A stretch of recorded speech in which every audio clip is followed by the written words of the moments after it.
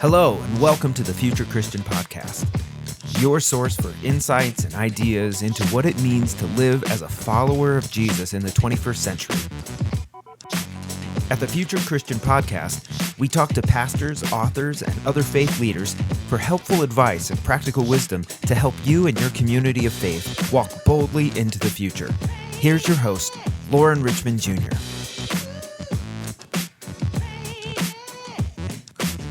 Welcome to the Future Christian Podcast. My name is Lauren Richmond. Today I'm pleased to be joined by Rich Lewis. Rich is an author, speaker, and coach who focuses on centering prayer as a means of inner transformation. He teaches centering prayer in both his local and virtual community and offers one-on-one coaching. He publishes a weekly meditation, book reviews, and interviews on his site, silenceteaches.com. He has published articles for a number of organizations, including Contemplative Light, Abbey of the Arts, Contemplative Outreach, Erdward, In Search of a New Eden, The Ordinary Mystic at Pathos, and The Contemplative Writer. Rich has been a daily practitioner of centering prayer since June 2014, and centering prayer has been so life-giving and life-changing that he feels compelled to share his journey with others who wish to learn more. Rich resides with his family in Ambler, Pennsylvania, and you can learn more about him at silenceteaches.com. Rich, welcome to the show. What else would you like our listeners to know about you? No, thanks for having me on. I guess I'm coming on to talk about centering prayer. So I've been practicing centering prayer since June of 2014, and it's been life-changing and healing to me. I have a website devoted to it, a book devoted to it. I do coaching, I do speaking. So I just want to share it with people just in case it can help them. I'm not saying it's the only way, but it's something that has helped me, and I want to share it with others in case it can help them as much as it has helped and enriched me. Awesome. Share a little bit about your journey of faith.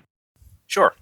My mother passed away when I was 3.5, so if she had not, we probably would have been Catholic. But because she passed away, we didn't go to any type of church.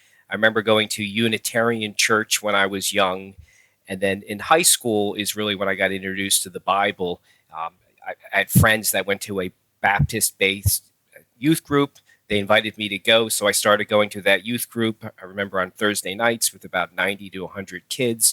So that's where I was introduced to God, introduced to Jesus, began reading the Bible and trying to make sense out of it. So I guess I think it was about 16 or 17 at that time. And then I just began, further exploring the Bible and God. When I graduated from college, I lived at home for a little bit till I got myself settled.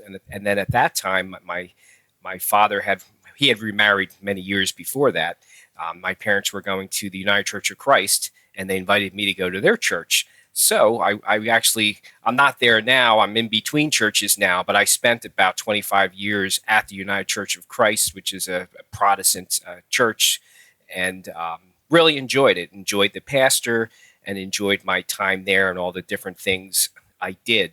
So, and then along the way, I guess I began discovering contemplative prayer back in the probably 2012, 2013, came across it in books I read by Carl McColman, contemplative prayer. So I began kind of exploring contemplative prayer and silence. So that's a little bit of my journey with really, I guess, Unitarian to the Baptist group in high school to then joining the United Church of Christ right out of college in my early 20s and spending 25 years there and being pretty involved in that church with doing youth group, teaching adult classes, serving on their finance committees, doing a number of different things.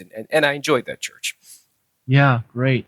You've kind of been all over the map in many ways. I want to ask you some questions there, but that's kind of off topic. But what's the spiritual practice maybe other than centering prayer, since that's what we're going to talk about, that you found useful, maybe past or present, and might recommend others?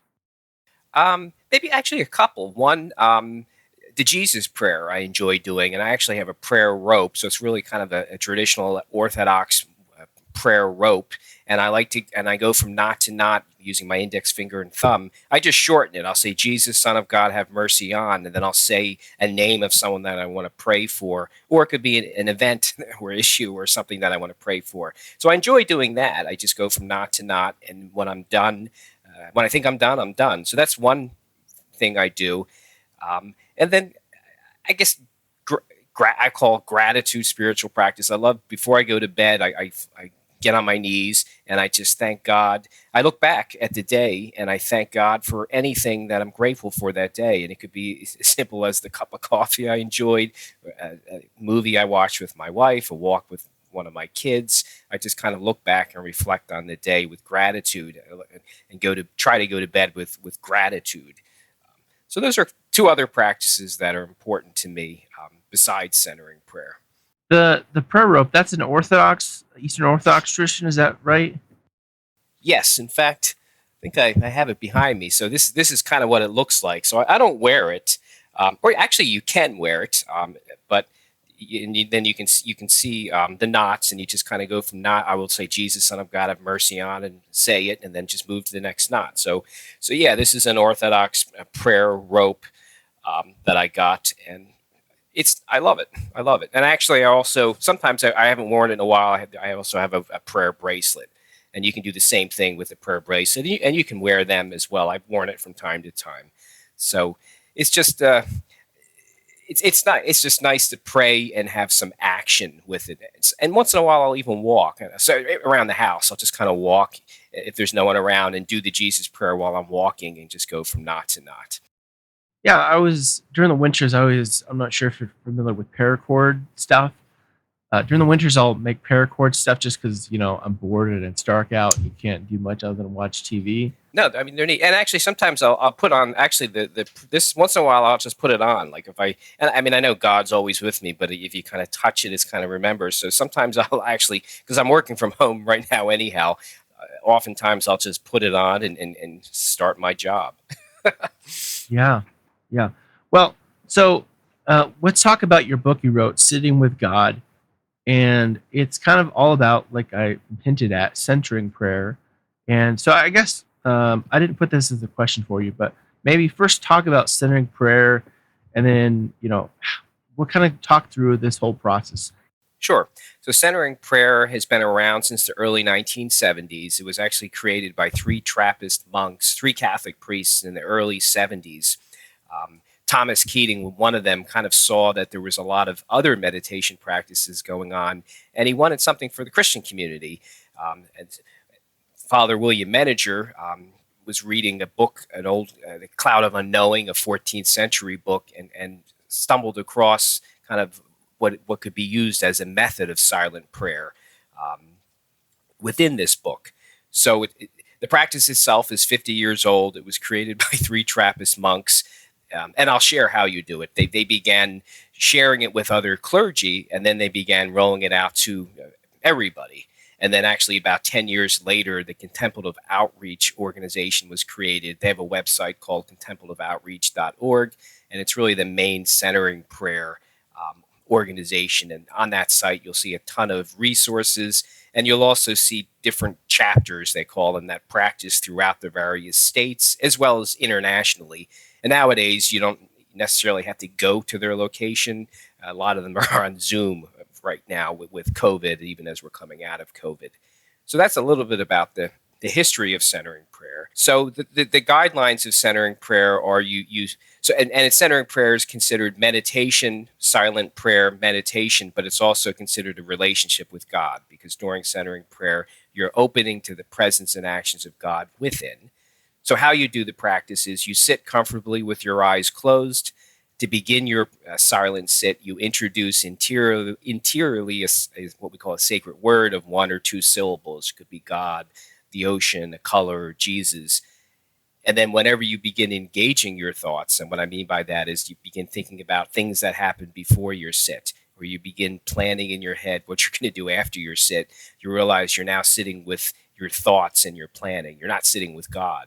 So you reintroduce that sacred word interiorly to let go of all these engaged thoughts and come back to the present moment and the purpose of your sit. and you do that when needed. So it's not used as a mantra. There are mantra practices. Centering prayer is not a mantra practice. You just use the sacred word when needed, and then you do that whenever needed during however long you're planning on sitting, whether it's 5 minutes, 10 minutes, 20 minutes. Um, they recommend that you try to get yourself up to a 20-minute sit, but realizing that for people that are new, that could be a lot to jump right at. So perhaps you really start with 1 minute or 5 minutes, and then over time build it up to 20 minutes. So that's kind of the history of centering prayer, and that's how you do the practice. Yeah, it's interesting. I'm part of a clinical pastoral education, so I'm a hospital chaplain, kind of in training. And for one of our devotions recently, one of the members of the group led us in 10 minutes of of a silent prayer. It was a challenge, which I imagine you'll talk more about here. No, I mean, and that's why I always suggest new people. I guess two things I suggest to them. One is because they want to know, when should I do it, and I'll say, well, I think you should make it the first thing you do to begin your day, and that's I sit twice a day for 20 minutes as much as possible. So my first sit is first thing in the morning before I do anything. So I tell people, make it the first thing you do before you roll out of bed, perhaps, and do anything. Or if you have to go to a private room in your house somewhere, when you get up, go to that room, and then take baby steps. So even if it's just 1 minute or 5 minutes, take that time in silence before you begin your day. And then over time, try to increase it. So if you started with 1 minute, increase it to 5, and then over time, perhaps 10, and see if you can get to 20 minutes. And then do the same thing with the second sit. Add a second sit at some point in the day, and take baby steps with that sit as well. So, for most of our listeners, this won't be an issue, but I'm just thinking back to your days in the Baptist church. I had some years in the Baptist church too, and apologies to our Baptist siblings out there. They're not all kind of afraid, we might say, or against things that are untraditional. But some people might like, I don't want to do meditation. They might have issues, perhaps, with quote unquote non-Christian practices. Like, break down some of these common myths. Sure. I mean, I think some people will say it's heretical. It's not biblical. It's not Christian. It's not Christian. And what I'll say is, really, Christianity has a rich tradition of contemplative prayer, of silent prayer. It goes all the way back to Jesus, with Jesus going off alone to be by himself. And we surmise he wasn't always talking, that he was just sitting with God. Particularly if he was fasting, he needed to conserve his energy. So there's a lot of references to Jesus going off to be alone and away from the crowds and to be with God, to probably rest and recharge, reconnect with God, and prepare him for the times where he needed to engage the crowds and be in the crowds. A lot of reference to rich tradition going back to Jesus, desert mothers and fathers, later. But then even before Jesus, be still and know I'm God, and references to silence within the Old Testament. So people don't realize there is a tradition of silence and contemplative prayer right in the Bible. They just don't realize it. And I'm not suggesting get rid of other ways of praying. Just enrich and complement your existing prayer life, perhaps with some type of silent practice as well. So contemplative prayer has been around a long time. People just don't realize it. Do you think that aversion is like a Western thing, an American thing?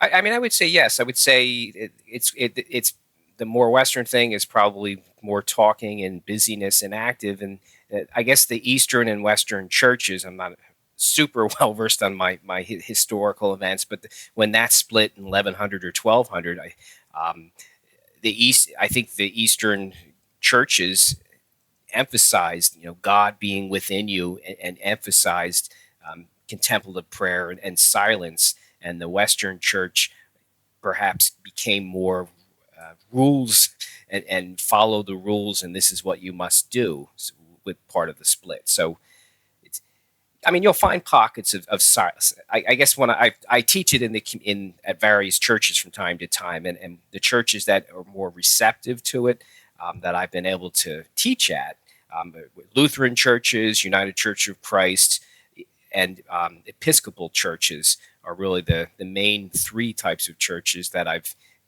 I've gotten my foot in the door, so to speak. And actually, most recently, a Presbyterian church a couple months ago, I did a talk for a bunch of pastors. So it was, I'd never heard of the term. It's called for the Presbytery. They asked me to speak to the Presbytery, which I guess the San Diego Presbytery, which represented pastors in the area. So they all came to the Zoom talk, and I talked about centering prayer, how you do it, and how it can help, a pastor, and why it's important to have this type of practice for a pastor.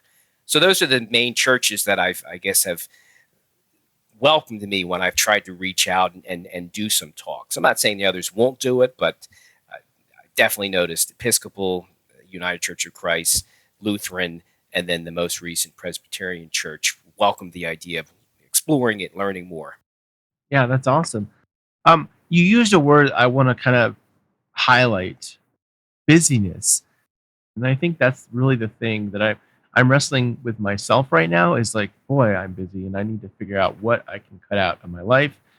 Um, but I'm thinking like we're not that too far different in context. Like if I read the book correctly, you have kids, you work full time. I'm not sure what the spouse, if your spouse or significant other works. But generally speaking, like you probably have a pretty busy life, or at least you did. And I think the stereotype, the temptation in white American culture is just busyness, go, go, go. And you really made it a point to stop and say 20 minutes in the morning, 20 minutes a night. I mean, that's an incredible 40 minutes a day. You're like, I'm going to stop and just sit with God. So I just kind of like I want to hear kind of like your, I don't know, transformation story, like if that makes sense. Like tell me what maybe life was like before, and what are some things you can point to and be like, wow, this is making an impact in my life.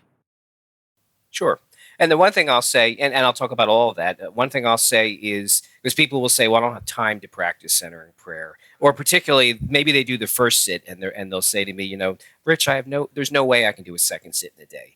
And what I'll tell them is, try it. It has a way of giving you back time because during centering prayer, you're letting go and opening to the presence and actions of God within, and you're letting go of your thoughts and emotions and erasing thoughts. You bring that letting go posture with you outside of your practice. So, outside of your practice in your everyday life, you learn to let go of things you don't need to hone in and focus on right there and then, so that you're better and more present for whatever that task is, whether it's your wife or your or friend or your work or your child. You're more present for that person. So I found no matter how busy I am, I do the second sit, and and I do my second sit like right before lunch. I generally eat a later lunch, so 1 or 2 o'clock in the afternoon. I always am amazed when I look back at the day. It's 6 o'clock in the evening, and look back how productive I was the second half of the day. And it's because I took that time in silence just to reconnect to God, reconnect to life, and slow myself down so that I could, be more present for the second half of the day.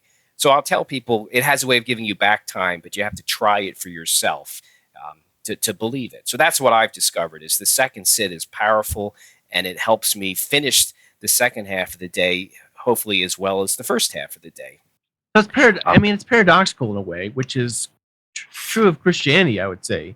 Christianity is so much a paradoxical thing of, lose your life to gain it. right, exactly.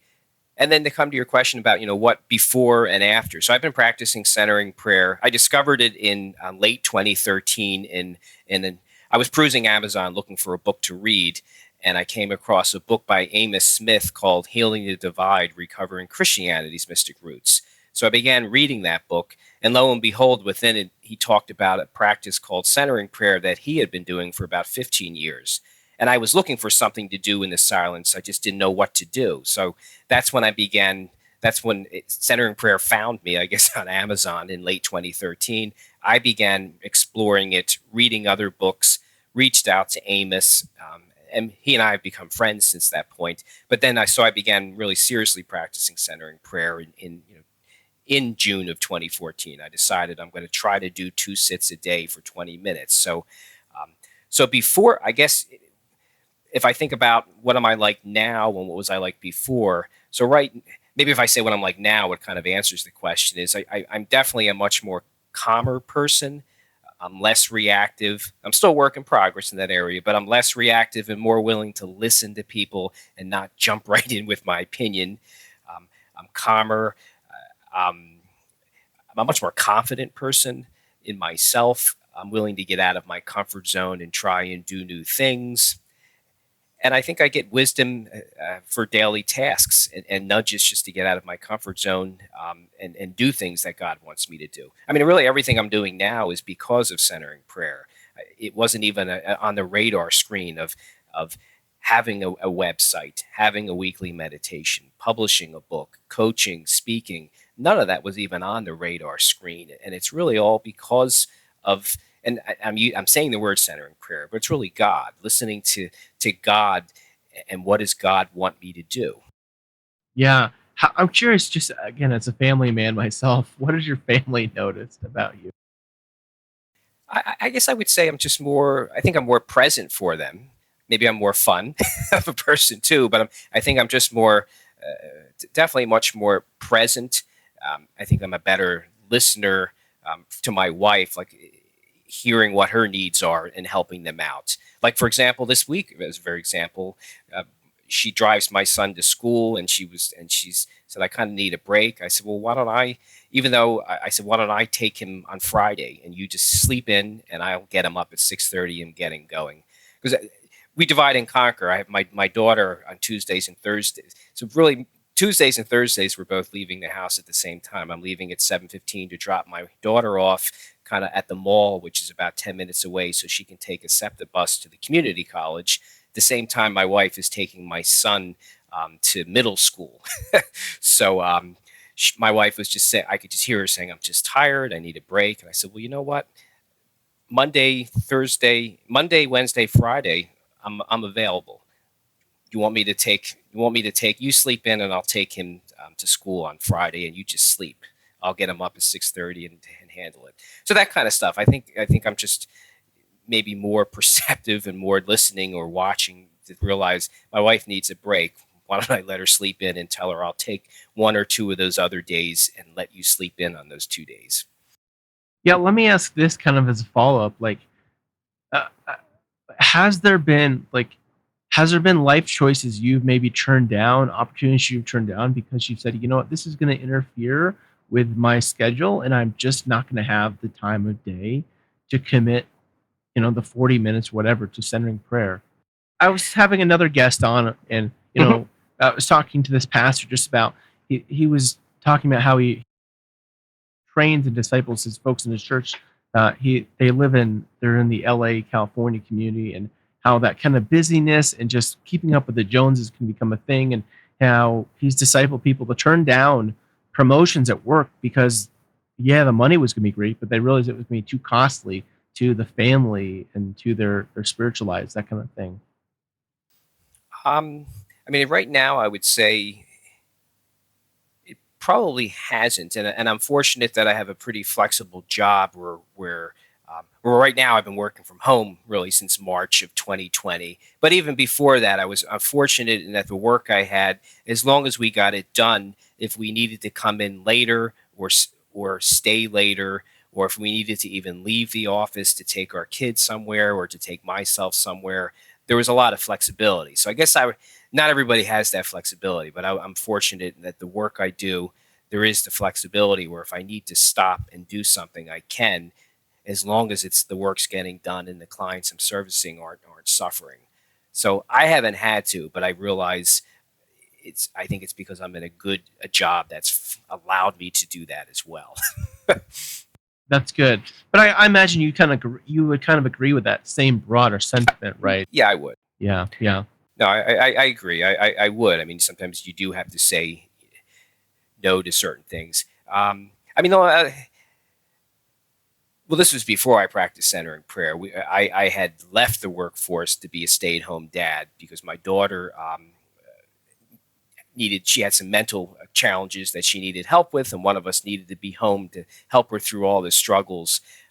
So I was at that. I wish I had center prayer at that time, but I made a decision to leave the workforce. We both talked, and we decided I'll leave the workforce. My wife will continue working, and I'll be the stay-at-home dad, and I'll handle all the different things that need to be done to best help her. And then she did get the help she needed, and she's much better now. This was a couple years back, and then I ended up going back to work to the same company I was at, which had that flexibility. So it was just, I guess, so I made it there. It was just a decision that I can't work, and we need to devote time to this. Um, but I wasn't practicing centering prayer at the time. I wish I was. Wish I knew about it back then. I probably really needed it back then. But let's jump in kind of. So you had this whole experience. You really got into centering prayer, and I'm just thinking like, at what point we were like, oh man, wow, let me write a book about this. I mean, that's no small task.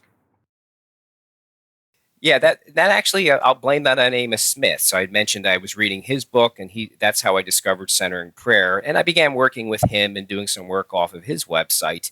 And then really back in 2014, Amos threw it out to me because he had that book, and he was working on his second book, which published and then in 2018. But he basically challenged me. He said, Rich, I think this is an important practice for you, and I think you have a voice that is much different than mine. So I think you need to write a book. So at the time, I thought he was crazy because I had never written anything greater than 5 or 6 pages. I didn't have to write much in school and even in college.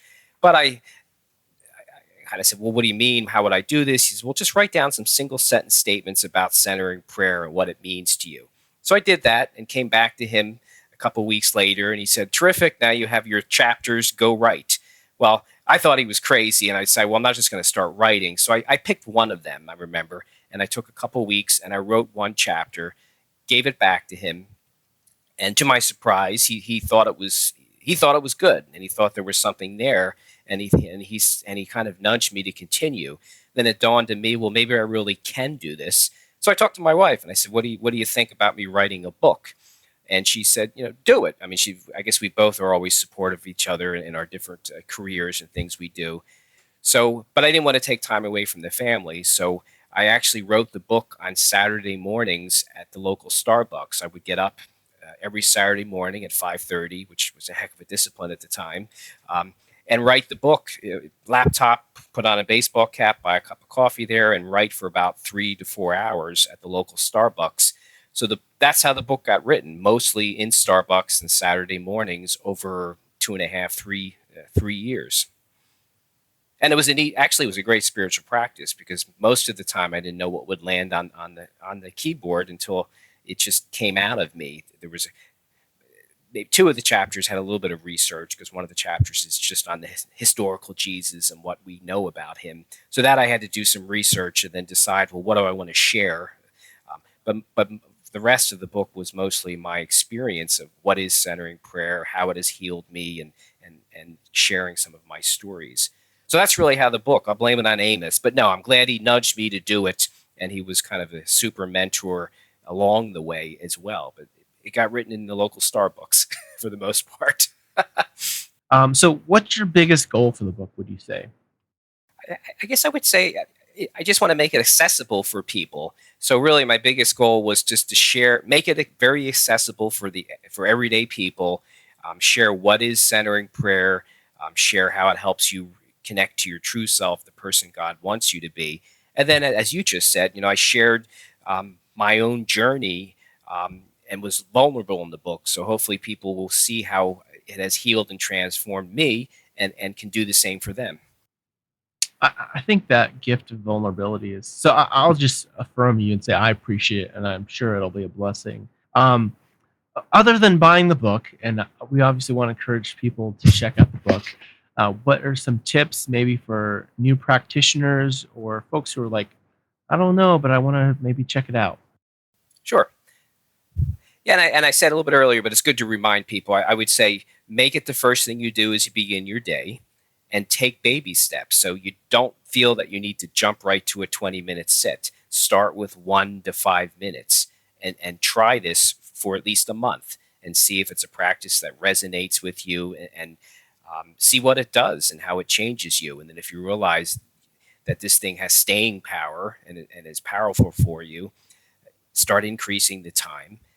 and then add a second sit and take those same baby steps of just a few minutes, because some silence is really better than no silence. I think we all need a daily dose of silence at any point during the day.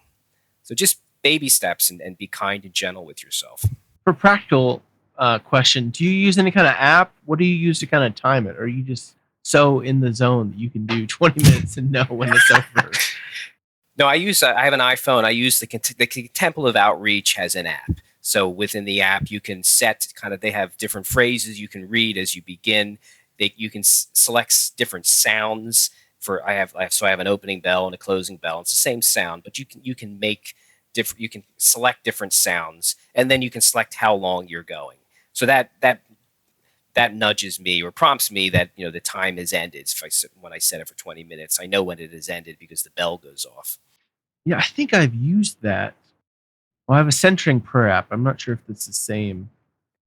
I think I'll take a quick look. Maybe I'm calling it the wrong. It's probably, yeah, it's the Centering Prayer app. So it's by Contemplative Outreach, but yes, it's called Centering Prayer. Okay, well, we'll give them a shout out here, I guess. It's free, I suppose, right? Yes, it's free, and it's a nice app, and I've been using it since I've been practicing. Yeah, you're kind of convicting me. I should try to get back into this, because I'd done it for a little while, but just the busyness of life takes me out of it. Well, where can folks get a copy of the book? Yeah, it's on Amazon. So if they want to learn more about me and the book, they can actually, or they can come to my website, silenceteaches.com. The book is on my website. And also, if they subscribe, if they just want to learn a little bit more about centering prayer before they even jump into the book, I have a free ebook when they subscribe. That it's a short, about 10-page document that'll share what is centering prayer and answer a bunch of different questions about it. At the top of the page, asks a question and then answers it. And then if they want to further explore, they can check out the book just to learn more and see and hear some of my stories of how it's healed and transformed me. Well, that's great. I was telling Rich before we started, I read kind of the last 150 pages of the book while I was sitting in jury duty this past Monday, and it definitely helped. I wish I'd had more of the book to read for the second half of the experience. So definitely worth checking out. The book is Sitting with God. Let's take a break, Rich, and we'll come back with some closing questions. All right, we're back with Rich Lewis. And Rich, these closing questions, I always tell folks you can take them as seriously or not as you'd like to. But if you're Pope for a day, what does that day look like? What do you want to do? I guess I would. Well, this may sound funny. I would teach. I don't even know if the current Pope teaches contemplative prayer or practices centering prayer. I guess I would share the importance of silence, silent pauses before we react. I mean, can you imagine if everybody took a silent pause? We probably would all be less reactive and have better reactions to things in general. So if I were Pope for the day and could make people do things, I would say we all need a daily dose of silence, and imagine the impact that would have on the world. Boy, that could change the world right there. Our professor in seminary used to say something like, take a deep breath, like before you say anything, because A, your brain needs oxygen to function effectively, and 2, it'll give you time to think. A theologian or historical Christian figure you'd want to meet or bring back to life? I would say Thomas Keating. He was one of the founders of Centering Prayer, and I read his books, and I've listened to him on podcasts and listened to him on YouTube, but I never had an opportunity to see him live. So I would almost have loved just to be in his presence, hear him live. And I've heard people that were in his presence. I mean, he was a long-term practitioner of centering prayer. They felt like they were, not that he is God, but they felt like they were sitting next to God, and that he glowed and he resonated and he radiated this power of God. And it would bring people to tears. And he wasn't God, and they knew that, but there was something powerful about the man. So it would have been neat to maybe sit in the same room as him and listen to him and just see how he radiated the love of God. Filled with the Spirit, for sure, we might say. Right. Yeah. What do you think history will remember from our current time and place? I would say now I know not everybody, like I've been working from home because of COVID, and not everybody has that luxury or is in a job that can. But I would say, we'll learn that we can adapt and work from home in many cases, and that it works. So there are many jobs where it can work, and you don't need to be in the office. So I think we, as humanity, are learning we can adapt, we can work from home, and I think we're all more resilient than we give ourselves credit for. And I kept telling myself when COVID, and it is, I mean, it is horrible. The number of deaths, it's a horrible number, horrific number. And when this whole thing broke out, I would keep telling myself and my daughter, who was very nervous, that we're going to get through this. We're going to come out the other side. So we are more resilient than we give ourselves credit for. So those are the two things. We can adapt, work from home. It works, and we're much more resilient than maybe we give ourselves credit. I want to just like, I hope you're right about we're gonna get through this because we're recording this the end of October, and I feel like it's just gonna be a non-ending just burn of COVID. So I mean, I'm a little jaded right now. I'm working in a hospital. Our numbers are just again, and it's like But I like your No, you're right. I think we're going to be wearing masks for quite a while, and it's not going away anytime soon. It's going to be with us, and we need to be careful. And your point on resilience is a good one. What are your hopes for the future of Christianity? that the contemplative dimension of it grows. That even if if churches can begin exploring the contemplative dimension of Christianity that we talked about, that goes all the way back to Jesus and then even further into the Old Testament, and that they can tap into that and explore it and let it enrich their faith and enrich their prayer life. It makes me think of a question I should have asked you earlier, but I'm going to ask you now because, hey, I'm the host of the show. What the heck? Um, so much of Christianity in America is really external focused, going to church, singing stuff, doing things. What do you think needs to happen to see that switch from being Christianity seen as less externally what we do versus who we are? And if I'm hearing and understanding so much what the sitting prayer is, it's sitting and abiding in God. How do you think that switch needs to happen, or how we can help inform it?